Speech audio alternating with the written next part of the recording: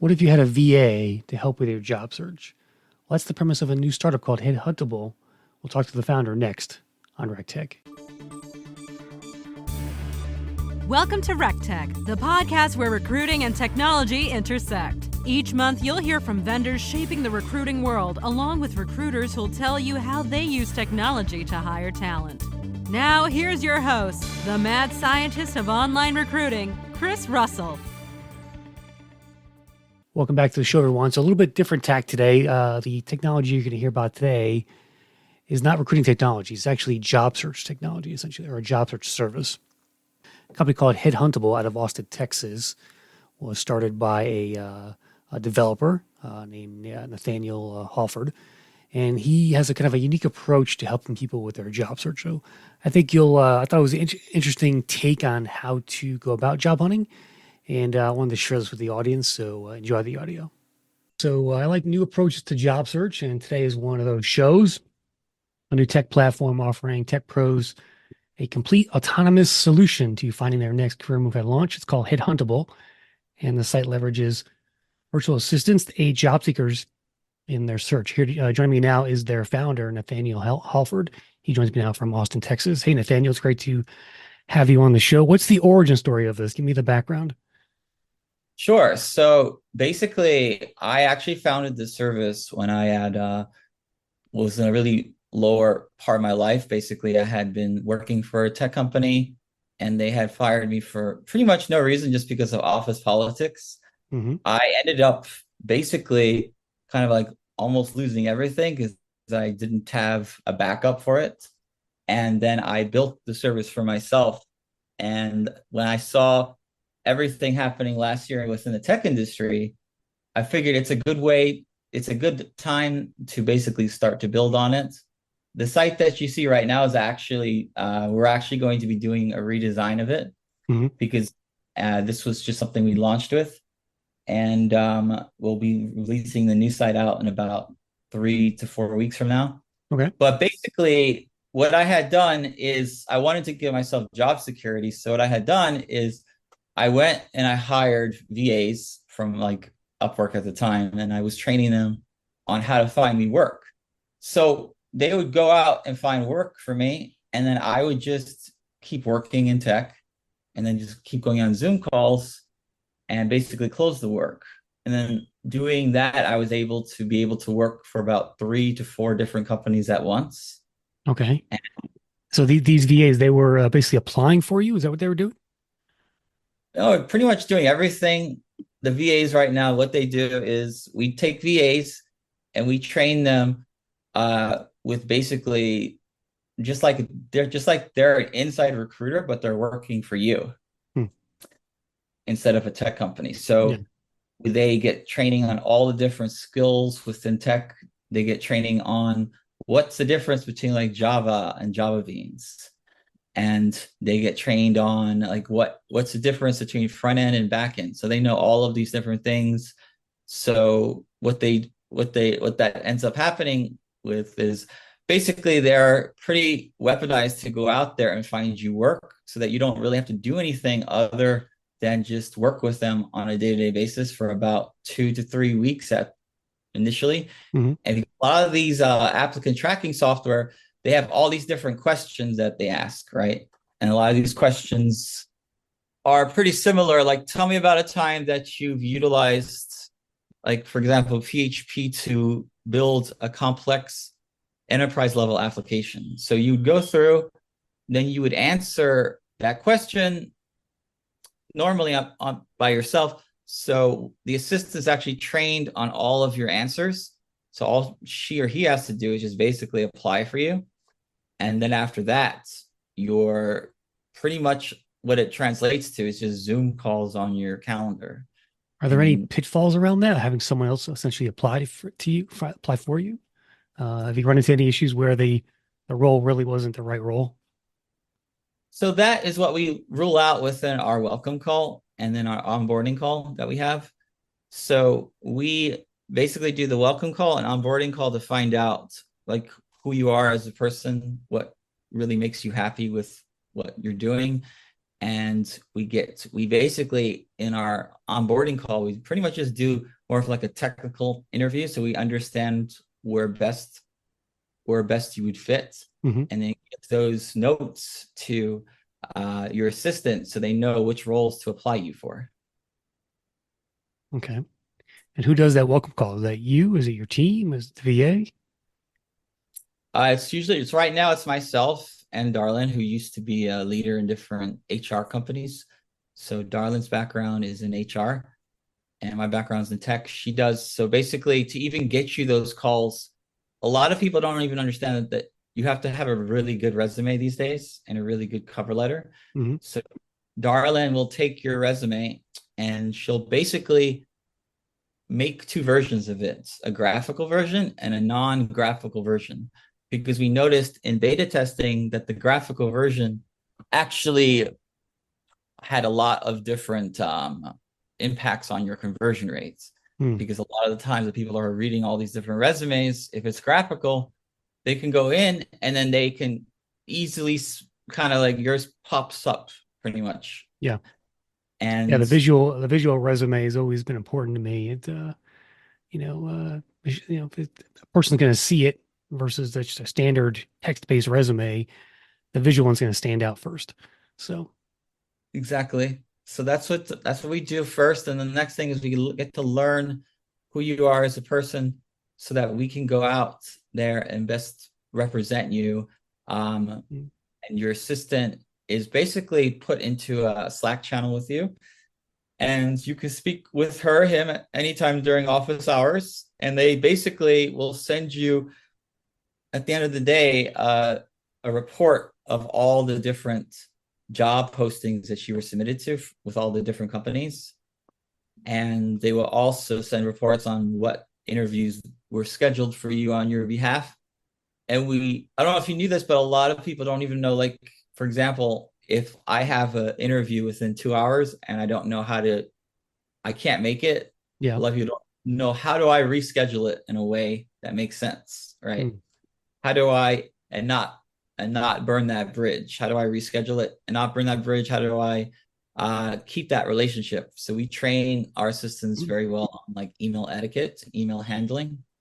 So they pretty much know exactly what to say, what to write, on how to get you out of like particularly sticky situations, because there's a lot of times in life something happens, right? And you can't attend your interview. And then when you can't attend it, a lot of people just don't show up. But when you do that, you're actually burning the bridge with that company. Yeah.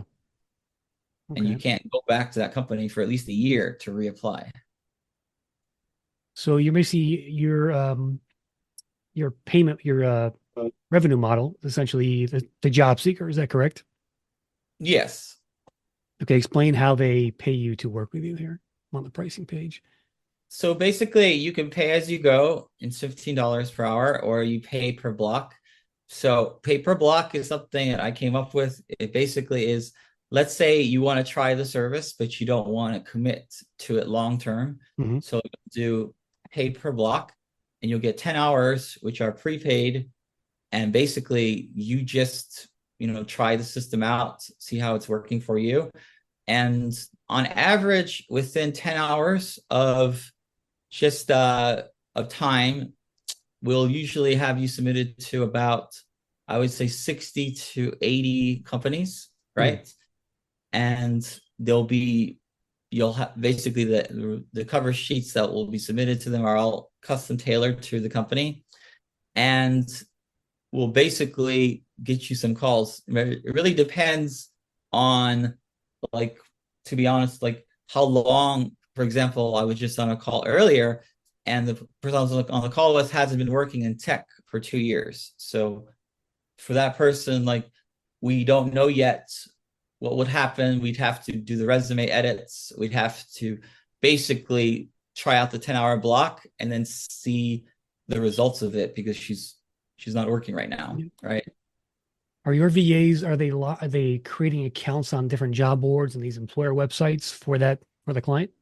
Yes, that's correct. Under their email address? Yes. Yep. Oh, it must be a lot of logins. Yeah, so they share have to the deal with. logins with the client, and we operate on an agency model. So basically, your assistant works for us, and we manage the relationship, and we continuously invest into the assistant, giving him or her more and more training, more and more mentoring, more and more coaching, so that as through time they get better and better and better at doing it. Because right now I still have like 2 assistants working, and they are constantly getting me leads within my funnel, right? And that I keep it that way because it's always nice to have opportunities, right? Yeah. That you can speak to on a rolling basis. Okay. And there's no jobs in your site, is that right? Or maybe there's jobs coming at some point? Jobs as in that you can apply to? Yeah. So yeah, so right now we're actually looking for FANG level mentors to actually help with the influx of new clients coming.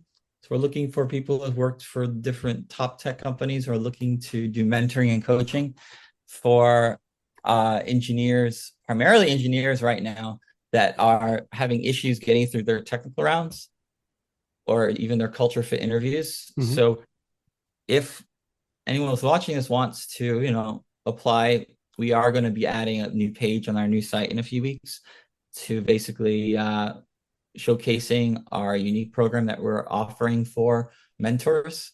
But we are very similar in our mentoring to Pathrise, but with Pathrise is very expensive, to be honest. And it's not very feasible for people who are out of work, right? Because I don't know if you knew this, but what Pathrise does is if you're out of work, they want you to sign an agreement that you'll pay them back once you get a job. So, but they don't tell you what the payment is. It really depends on how much is invested into you. Interesting. Where are your VAs? Are they all over the world? Is it one country or? We primarily outsourcing. We hire them from the Philippines. So I used to live in the Philippines for about 4 years. Oh yeah. So I know the culture very well and the laws very well. So we basically hire from the Philippines.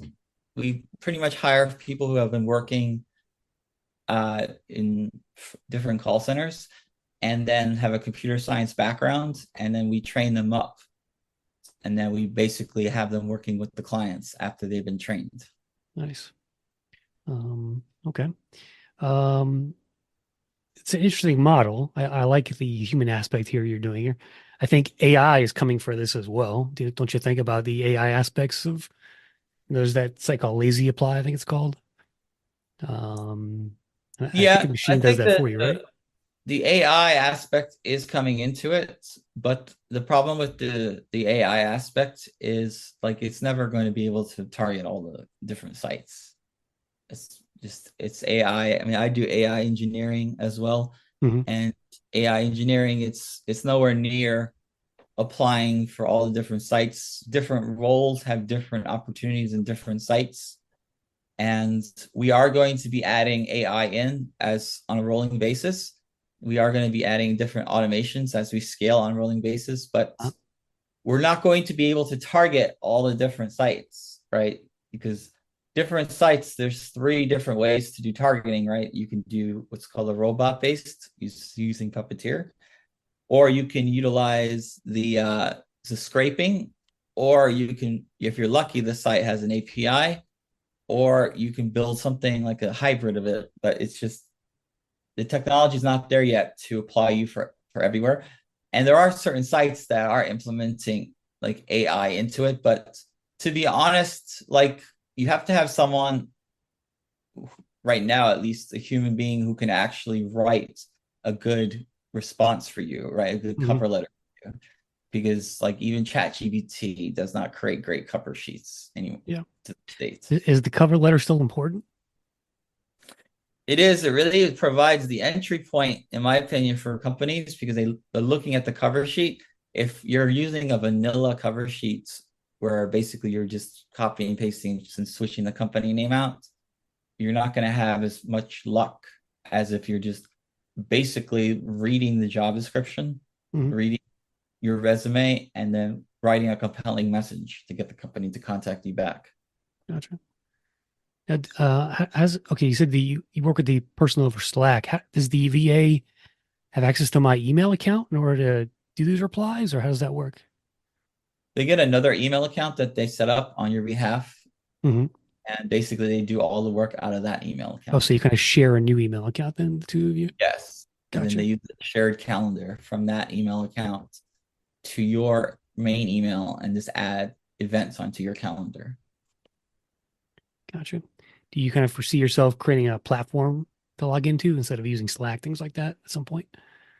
That's the next thing to put into the pipeline. So we actually first, my background is as a serial entrepreneur, so I didn't want to uh put the cart before the horse, if Yeah. you know what I mean. So Prove we're prove doing your prove your model here works, right? First. yeah, prove the model works and then invest into infrastructure to help it scale and help it grow. What have you learned about the tech landscape right now? Is it that bad as I've been hearing, or what's your take on it? I think that it's not that bad if you want to work in the office. If you want to work in the office, it's not that hard to get work. But if you want to work remotely, you're competing against tons of people who have a lot of experience who also want to work from home. So it depends on how much do you want to work from home right now. And also, it really depends on if you're currently working. Like if you haven't been working for a while, it's going to be harder for you to find work than if you're currently working.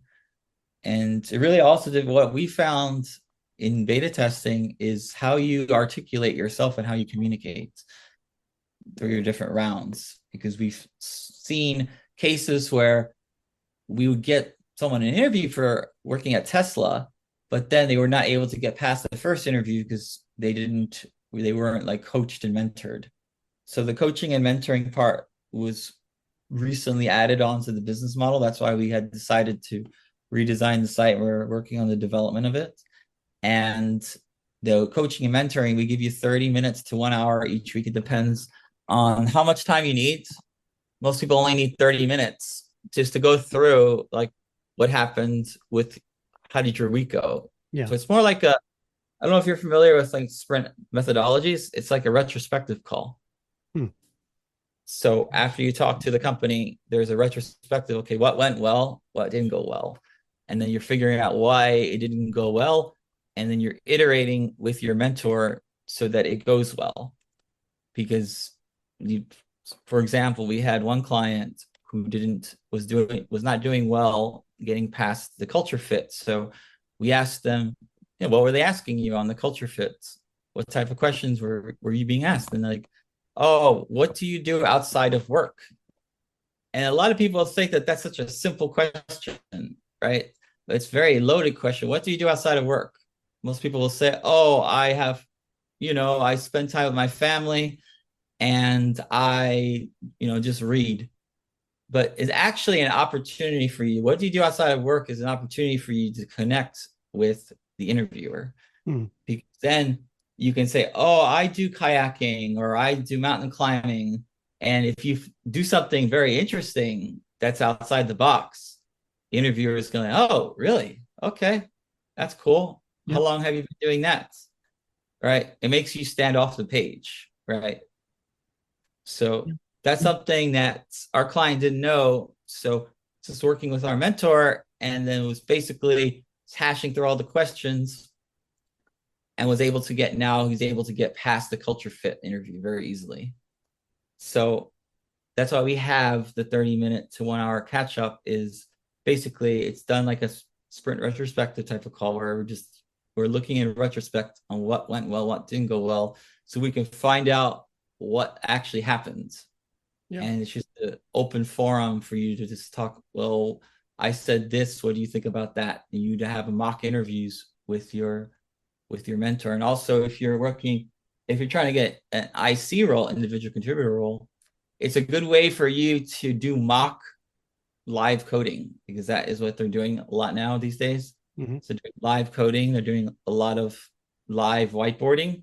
So basically working with your mentor to get better at it because what's going to happen is if you're not so great at it, you're going to get through live coding and you're just going to kind of fail through it.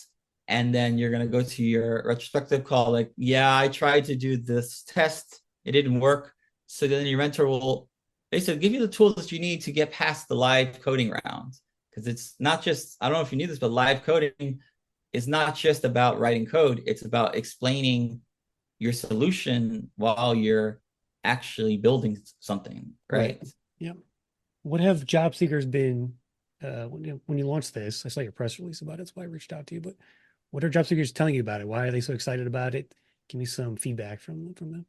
Well, they're excited and they're kind of curious. They're excited because there's nothing really like it on the market.